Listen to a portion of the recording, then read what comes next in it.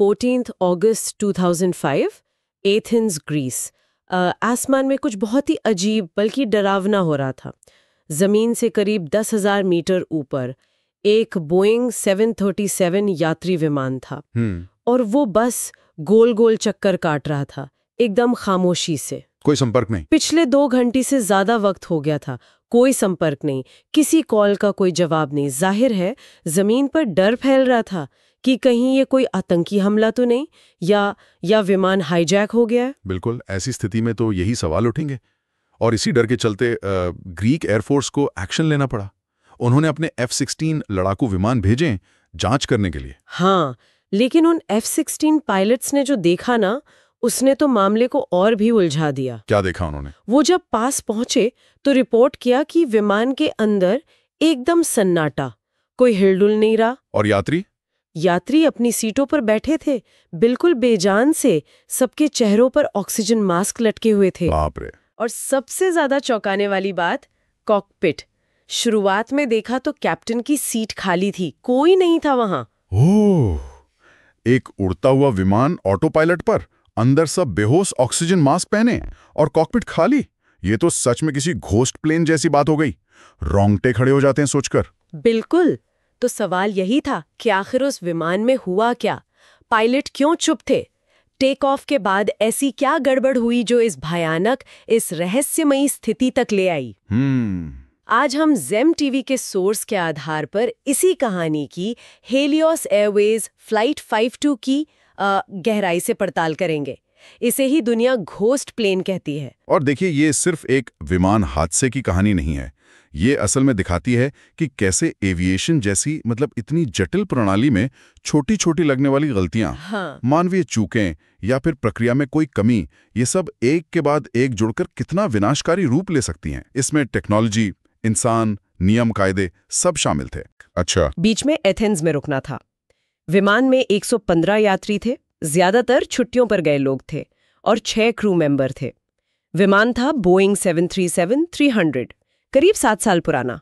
और crew, pilot वगैरह अनुभवी थे? हाँ, पायलट काफी अनुभवी थे। कैप्टन की उम्र 59 साल और उनके पास 17,000 घंटे से ज्यादा का उड़ान अनुभव था। काफी ज्यादा है ये तो। हाँ, और फर्स्ट ऑफिसर 51 साल के, उनके पास भी 7,500 घंटे का अनुभव था। कागज पर देखें तो बहुत काबिल क्रू लगता है। अनुभव तो था, लेकिन जैसा कि सोर्स बताता है, शायद उनके आपसी कामकाजी रिश्ते में कुछ तनाव था। अच्छा। हाँ, फर्स्ट ऑफिसर ने पहले कैप्टन के थोड़े सख्त बर्ताव की शिकायत की थी एयरलाइन से, और एयरलाइन को यह पता भी था। ओहो। इतना ही नहीं, फर्स्ट ऑफिसर के ट्रेनिंग रिकॉर्ड में यह भी लिखा था कि उन्हें कभी-कभी चेकलिस्ट ठीक से फॉलो करने में थोड़ी मुश्किल होती थी। वो का पालन कितना जरूरी है, ये पहली सीख है यहाँ। ठीक है। तो सुबह का वक्त था, विमान ने लार्नाका से टेक ऑफ किया, सब नॉर्मल। करीब 10,000 फीट के बाद क्रू ने निकोसिया ATC से कांटेक्ट किया, 34,000 फीट पर जाने की परमिशन मांगी और मिल भी गई। सब ठीक चल रहा था। लेकिन फिर? हाँ, जैसे ही विमान 12,000 फीट पर पहुंचा, कॉकपिट में अचानक एक अलार्म बजने लगा। अलार्म? कौन सा? वो था take off configuration warning alarm. अब ये बड़ी अजीब बात थी। अजीब क्यों? क्योंकि ये अलार्म तो तब बजता है जब विमान जमीन पर हो, टेक ऑफ के लिए ठीक से तैयार ना हो, जैसे फ्लैप्स सही ना हो या ब्रेक लगे हो। हवा में इतनी ऊंचाई पर इसका बजना बहुत ही असामान्य था। हाँ, ये तो सच में अजीब है। पायलट जरूर चौंक गए होंगे। बिल्कुल। करीब 1.5 मिनट बाद कैप्टन ने अपनी एयरलाइन के ऑपरेशन सेंटर से रेडियो पर संपर्क किया, बताया कि टेक ऑफ कॉन्फ़िगरेशन वार्निंग बज रही है और ये भी कहा कि केबिन कूलिंग फैन की लाइट्स बंद है। उन्होंने पूछा कि इनके सर्किट ब्रेकर कहाँ है। अच्छा, तो जमीन पर जो इंजीनियर था उसने जवाब दिया कि लाइट्स तो बंद ही होनी चाहिए और सर्किट ब्रेकर कैप्टन की सीट के पीछे है। लेकिन उसे पायलट की आवाज से कुछ शक हुआ।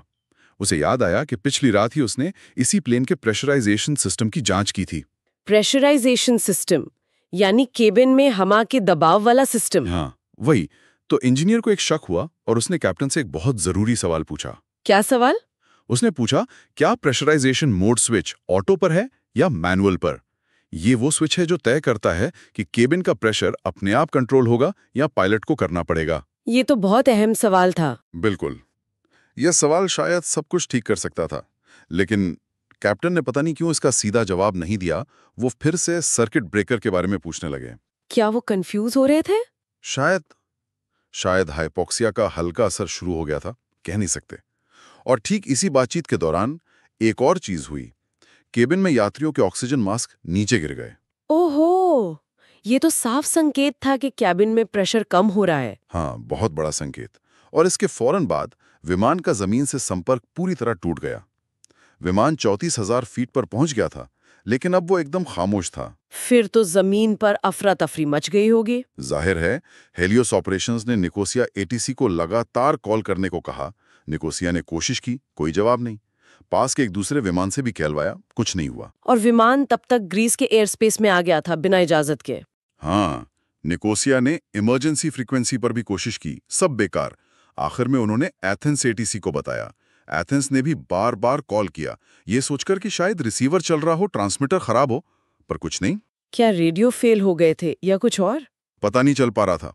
एथेंस ने नीचे उतरने की परमिशन भी दी, सोचा शायद सुन रहे हों, पर विमान अपनी ऊंचाई पर ही उड़ता रहा। बीसियों बार कॉल करने के बाद भी कोई जवाब नहीं। हाँ, तब एथेंस एटीसी के पास कोई चारा नहीं बचा। उन्होंने ग्रीक एयरफोर्स को इत्तला दी और फौरन 2 F-16 फाइटर जेट भेजे गए।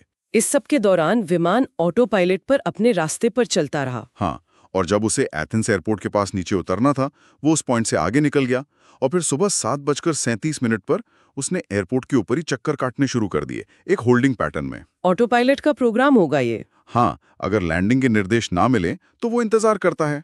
और फिर सुबह 8:30 पर F-16 जेट्स उसके पास पहुंचे। एक पायलट ने जो देखा। क्या देखा उसने? वो रिपोर्ट बहुत अहम थी। हाँ, उसने रिपोर्ट किया कि कॉकपिट में कैप्टन की सीट खाली है। खाली। फिर उसने खिड़की से अंदर झांका। यात्री सब अपनी सीटों पर, एकदम स्थिर, चेहरों पर ऑक्सीजन मास्क, जैसे सब सो रहे हों। या शायद बेहोश। एक भयानक नजारा, सच में एक घोस्ट प्लेन। लेकिन कहानी यही खत्म नहीं हुई। नहीं, जब विमान अपने 10वें चक्कर पर था, एक F-16 पायलट ने अचानक कॉकपिट में किसी को देखा। किसी को? कौन? एक आदमी, हल्की नीली शर्ट और काली वेस्ट पहने हुए। वो कॉकपिट में आया और कैप्टन की खाली सीट पर बैठ गया। उसने हेडफोन पहने, हाथ कंट्रोल पर रखे। अरे! F-16 पायलट ने उसे हाथ हिलाया। और? उस आदमी ने जवाब में हाथ हिलाया भी। एक पल को लगा शायद कोई उम्मीद है, शायद वो बचाने की कोशिश कर रहा है। कौन था वो? ये सवाल थे ही कि तभी अचानक विमान का बायां इंजन बंद हो गया। इंजन बंद? क्यों? शायद फ्यूल खत्म हो गया था। इतने घंटों से चक्कर काट रहा था विमान। अच्छा, फिर क्या हुआ? इंजन बंद होते ही ऑटो पायलट हट गया। विमान तेजी से बाईं तरफ झुका और नीचे गिरने लगा, और फिर कुछ ही मिनटों में दाहिना इंजन भी बंद हो गया। दोनों इंजन बंद? हाँ, अब विमान पूरी तरह बेकाबू था। लगभग 4 मिनट तक वो गिरता रहा और सुबह करीब 9:03 पर एथेंस के पास ग्रामेटिको की पहाड़ियों में क्रैश हो गया। सभी 121 लोग मारे गए। बहुत ही दुखद। इसके बाद जांच शुरू हुई होगी, जाहिर है। हाँ, फौरन मलबे की जांच, flight recorder, cockpit voice recorder, सब खंगाला गया और उस इंजीनियर से भी पूछताछ हुई जिसने पिछली रात मेंटेनेंस की थी। हाँ, वो इंजीनियर। और वहीं से गुत्थी सुलझी। इंजीनियर ने माना कि उसने रात में प्रेशराइजेशन लीक टेस्ट किया था और इसके लिए उसे प्रेशराइजेशन मोड स्विच को ऑटो से हटाकर मैनुअल पर करना पड़ा था। और वो उसे वापस ऑटो पर करना भूल गया था। एक मानवीय भूल, एक चेकलिस्ट आइटम जो रह गया। ये दूसरी बड़ी सीख है, मेंटेनेंस के बाद सिस्टम को वापस नॉर्मल करना कितना जरूरी है। इस एक भूल का नतीजा इतना भयानक। बिल्कुल, क्योंकि स्विच मैनुअल पर था, तो जैसे जैसे विमान ऊपर गया, केबिन का प्रेशर अपने आप एडजस्ट नहीं हुआ। वो कम होता गया। और प्रेशर कम मतलब ऑक्सीजन कम, हाइपोक्सिया। एग्जैक्टली, हाइपोक्सिया, जिसका असर धीरे धीरे होता है। सुस्ती, कंफ्यूजन, फैसला लेने में दिक्कत और आखिर में बेहोशी। गंभीर हाइपोक्सिया में दिमाग कुछ ही मिनट काम कर पाता है, शायद 10-12 मिनट। पर पायलटों ने प्री फ्लाइट चेक में इसे क्यों नहीं पकड़ा? यहाँ शायद कई बातें एक साथ हुई। एक तो ये स्विच लगभग हमेशा ऑटो पर ही रहता है, तो शायद चेक करते हुए भी ध्यान नहीं गया। इसे एक्सपेक्टेशन बायस कहते हैं। हम वही देखते हैं जिसकी उम्मीद करते हैं। अच्छा। दूसरा, हमने बात की थी कि फर्स्ट ऑफिसर को चेकलिस्ट में थोड़ी दिक्कत थी। और तीसरा, शायद टेक ऑफ के बाद वाले चेक में भी ये चूक हो गई। और वो 12,000 फीट वाला अलार्म, वो तो चेतावनी थी। पायलटों ने उसे टेक ऑफ कॉन्फ़िगरेशन वार्निंग समझ लिया। पर ऐसा क्यों? शायद आवाज मिलती जुलती हो, या शायद 12,000 फीट पर हाइपोक्सिया का हल्का असर शुरू हो चुका था, जिसने उनकी सोचने समझने की शक्ति को प्रभावित कर दिया था। तो वो गलत प्रॉब्लम सॉल्व करने में लग गए, सॉकेट ब्रेकर ढूंढ रहे थे। हाँ, जबकि असली खतरा ऑक्सीजन की कमी बढ़ता जा रहा था। वो इंजीनियर से उसी गलत प्रॉब्लम पर बात कर रहे थे, और जब ऑक्सीजन मास्क गिरे तब तक शायद हाइपोक्सिया इतना बढ़ गया था कि वो समझ ही नहीं पाए कि क्या हो रहा है, या मास्क पहनने की हालत में भी नहीं रहे। तो इसका मतलब पायलट शायद सबसे पहले बेहोश हुए। हाँ, जांच का यही मानना है। कॉकपिट में असर पहले हुआ, फिर जब इमरजेंसी ऑक्सीजन सप्लाई जो 10-15 मिनट चलती है वो भी खत्म हो गई, तो यात्री और बाकी क्रू भी धीरे धीरे बेहोश हो गए। विमान उड़ता रहा, पर अंदर कोई होश में नहीं था। लेकिन वो आखिरी आदमी कॉकपिट में, वो कौन था फिर? हाँ, उसकी पहचान हुई। वो एंड्रियास प्रोड्रोमू था, उस फ्लाइट का एक अटेंडेंट। Flight attendant? हाँ, और दिलचस्प बात यह है कि उसके पास कमर्शियल पायलट लाइसेंस था। ओह, लेकिन वो बोइंग 737 उड़ाने के लिए ट्रेंड या सर्टिफाइड नहीं था। पर वो होश में कैसे रहा जब सब बेहोश हो गए थे? ये एक अहम सवाल था। जांच में मलबे से 4 पोर्टेबल ऑक्सीजन सिलेंडर मिले, उनमें से 3 इस्तेमाल किए हुए थे। अच्छा। तो माना गया कि प्रोड्रोमो और शायद 2 और क्रू मेंबर्स ने इन पोर्टेबल सिलेंडरों का इस्तेमाल किया। इससे उन्हें फिक्स सप्लाई खत्म होने के बाद भी कुछ और देर होश में रहने का मौका मिल गया। क्या CVR मतलब कॉकपिट वॉइस रिकॉर्डर से कुछ पता चला उसके बारे में? हाँ, CVR से पता चला कि जब इंजन बंद होने लगे, शायद फ्यूल खत्म होने से, प्रोड्रोमो कॉकपिट में आया। उसने विमान संभालने की कोशिश की, 5 बार मेडे मेडे कॉल करने की कोशिश की, पर कॉल लगी नहीं। दुख की बात है, शायद घबराहट में या अनुभव की कमी से वो रेडियो का ट्रांसमिट बटन दबाना भूल गया। आवाज रिकॉर्ड हुई, पर ATC तक नहीं पहुंची। उसने F-16 पायलट को हाथ हिलाया था, शायद मदद के लिए, पर उसके पास ना तो जरूरी स्किल थी, ना वक्त। क्या वो बचा सकता था विमान को? कोई चांस था? जांच बोर्ड का मानना था नहीं, लगभग कोई चांस नहीं था। एक तो उसे 737 उड़ाने का अनुभव नहीं था, वो भी दोनों इंजन बंद होने पर। और दूसरी, शायद ज्यादा जरूरी बात, अगर वो लैंड करा भी लेता तो भी यात्री और क्रू का बचना नामुमकिन था। क्यों? क्योंकि इतने लंबे समय तक गंभीर हाइपोक्सिया से उनके दिमाग को इतना नुकसान पहुंच चुका होता कि उनका दोबारा होश में आना या ठीक से जी पाना संभव ही नहीं था। ये तो बहुत ही दुखद है। एक स्विच की भूल, गलतफहमी, और फिर? लेकिन इस हादसे से सबक सीखे गए, बहुत महत्वपूर्ण सबक। हाँ। नई SOPs बनी, प्री फ्लाइट चेक और प्रेशराइजेशन सिस्टम को लेकर नियम सख्त हुए।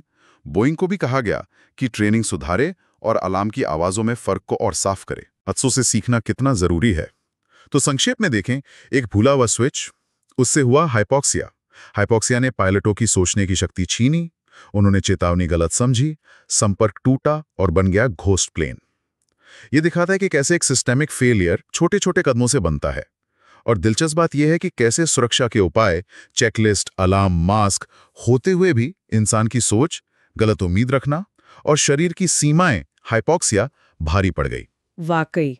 और इसका मानवीय पहलू, वो अनुभवी पायलट एक साधारण सी चूक का शिकार हो गए, और वो फ्लाइट अटेंडेंट की आखिरी कोशिश कितनी वीरतापूर्ण पर बेकार। ये हमें याद दिलाता है कि चेकलिस्ट कितनी जरूरी है, अलार्म को समझना कितना जरूरी है, नियमों का पालन करना कितना जरूरी है।